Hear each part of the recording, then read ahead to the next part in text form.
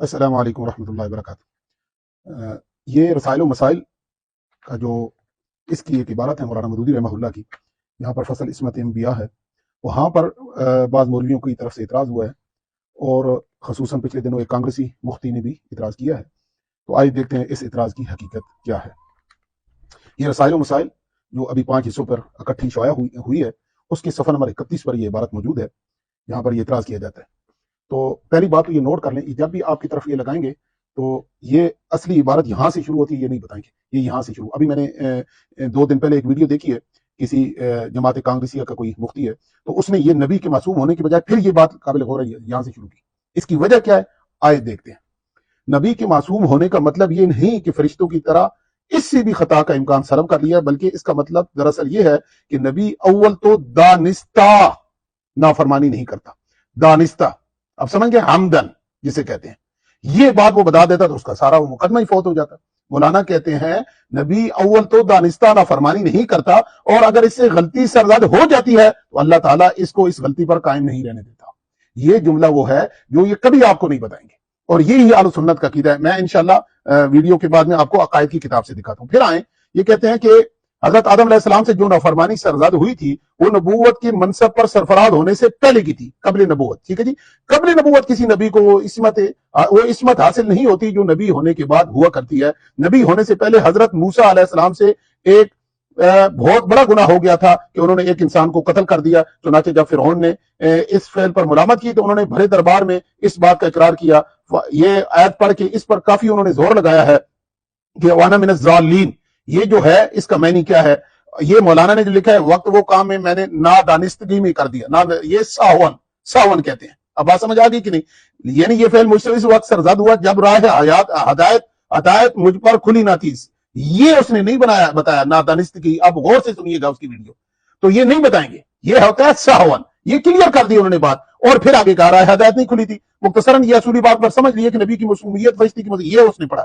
اب اس کی حقیقت کیا ہے؟ کیا مولانا مودودی کے علاوہ کسی یہ اہل سنت کا عقیدہ ہے یا نہیں؟ پہلے اس بات پہ آتے ہیں۔ تو آپ کو سب سے پہلے یہ ہم دیکھتے ہیں، یہ ہے تفسیر جلالین، جو کہ وفاق المدارس کے نصاب میں شامل ہے، اور دیوبندی، بریلوی اور آل الحدیث جو ہے وفاق، ان کے اندر یہ پڑھائی جاتی ہے۔ یہ معتبر تفسیر ہے۔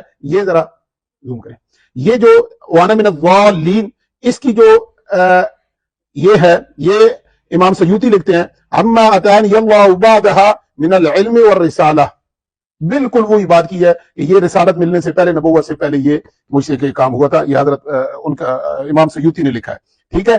اب آ جائیں یہ عقیدہ اہل سنت، بلکہ اس سے پہلے آپ کو یہ معارف القرآن، مفتی محمد شفیع صاحب اپنی مشہور کتاب، یہ جو تفسیر ہے ان کی معارف القرآن، اس میں لکھتے ہیں، آپ دیکھ لیں اسکرین کے اوپر آپ کو نظر آ رہی ہے، اس کے صفحہ نمبر 155، اور یہ ہشتم، جلد ہشتم ہے، اس کے اوپر یہ مولانا لکھتے ہیں، مفتی محمد شفیع صاحب لکھتے ہیں کہ حضرت آدم علیہ السلام کا یہ واقعہ اول تو نبوت و رسالت سے پہلے کا ہے، جس میں کسی گناہ کا صدور انبیاء سے بعض علماء اہل سنت کے نزدیک عصمتی خلاف نہیں ہے۔ یعنی یہ اہل سنت میں ایک طبقہ ہے وہ جو یہ کہتا ہے کہ انبیاء سے قبل نبوت گناہ ہو سکتے ہیں۔ مولانا نے بھی یہ لکھا ہے یہ قبل نبوت ہے، لیکن یہ ڈنڈی مار گیا۔ آپ نے علماء کو تو پڑھ لینا، پہلے اہل سنت پڑھ لیں، جو بندی حضرات جو اعتراض کرتے ہیں وہ پڑھ لیں۔ جماعت کانگریسیہ کی خرابی یہ ہے، کبھی آپ کو یہ نہیں، اب یہ واضح طور پر ہر جگہ موجود ہے، معارف القرآن مفتی اعظم صاحب نے لکھی ہے، کبھی نہیں دیکھیں گے اسے۔ آگے چلیں، آپ سکرین پہ دیکھ لیں کہ مولانا حقانی صاحب، عبدالحق حقانی صاحب کی تفسیر ہے،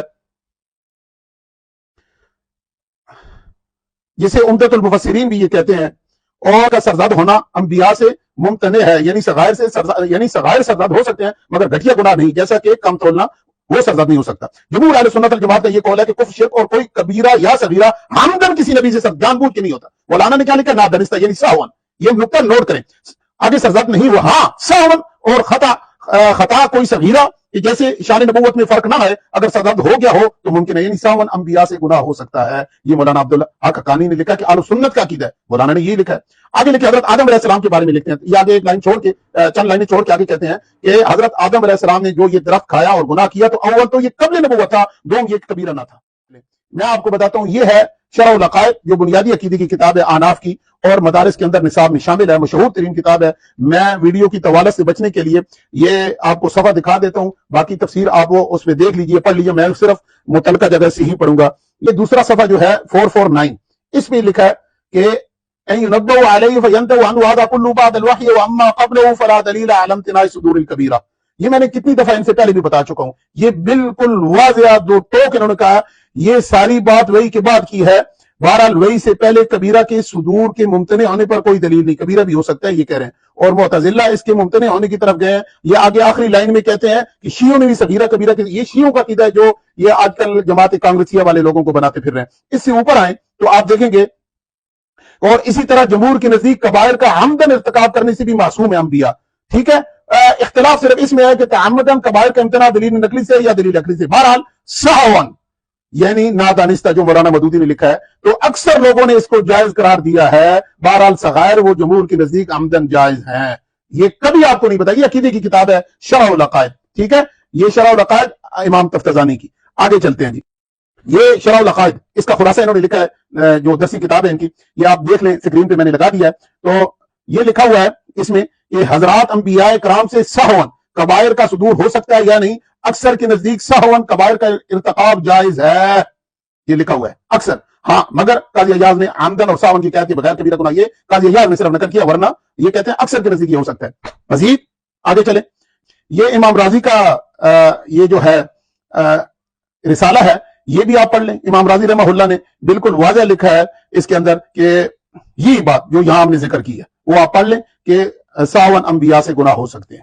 اور پھر یہ اس کے علاوہ یہ فتاوی عالمگیری جو آناف کی معتبر کتاب ہے، ان کے بقول 1400 علماء نے لکھی ہے یہ کہ فتاوی عالمگیری. اس کے اندر تو یہ لکھتے ہیں کہ بالکل واضح دو ٹوک کہ حضرت ابو ذر رضی اللہ تعالیٰ عنہ نے فرمایا کہ جو قائل ہے کہ ہر گناہ کفر ہے، باوجود یہ کہ کہتا ہے کہ انبیاء علیہ السلام نے گناہ کیا تو وہ کافر ہے. یعنی وہ ہر گناہ کو کفر بھی کہتا ہے اور پھر انبیاء کی طرف یہ کفر منسوب کرتا ہے، تو ظاہر ہے وہ کافر ہے، اس لیے کہ اس نے شتم کیا یعنی گالی دی. اور اگر اس نے کہا کہ انبیاء علیہ السلام سے نے عصیان یعنی گناہ نہیں کیا، نہ حالت نبوت میں اور نہ ہی پہلے، یعنی قبل نبوت نہ بعد نبوت کسی قسم کا کوئی گناہ نہیں کیا، اگر یہ کہتا ہے تو اس کی تکفیر کی جائے گی، یعنی وہ کافر ہے. کہ اس لیے کہ یہ نصوص قرآنی کا رد ہے. یعنی یہ جو عقیدہ ابھی جماعت کانگریسیہ والے بتاتے ہیں اور مولانا مودودی پر گستاخی کے فتوے لگاتے ہیں، یہ ان کے اپنے گاٹے پر فٹ آ گیا ہے. ان کے نزدیک یہ حضرت ابو ذر کے نزدیک تو یہ کافر ہے، انہوں نے کہا ہے، ہم نہیں کہتے. یہ پڑھ لیں. اور اس کے علاوہ ایک اور میں سیکنڈ، یہ آپ بڑے غور سے دیکھ لیں، اس کے ساتھ عربی میں نے دونوں لگا دی ہیں. آگے چلیں. اصل بات یہ آپ ذرا ان کے اپنے بابے کی ہم دکھا لیں کہ مولانا حسین مدنی صاحب یہ مکتوبات شیخ الاسلام کے اندر آپ پڑھ لیں واضح کہ بالکل یعنی واضح توہین انہوں نے کی ہے. اور لکھا ہے کہ یہ جو قتل حضرت موسیٰ نے کیا تھا یہ قتل حسبیت نسلی پر مبنی تھا. استغفر اللہ. یہ حسبیت نسلی کے بارے میں رسول اللہ صلی اللہ علیہ وآلہ وسلم نے کہا یہ بدبودار شخص ہے، یہ میری امت سے نہیں ہے جو حسبیت کی دعوت دے یا اس کا نعرہ مارے. اور حدیث بے شمار حدیث رسول اللہ سے منسوب ہے، اور ان ظالموں نے ان کو یہ گستاخی بھی نظر نہیں آئی.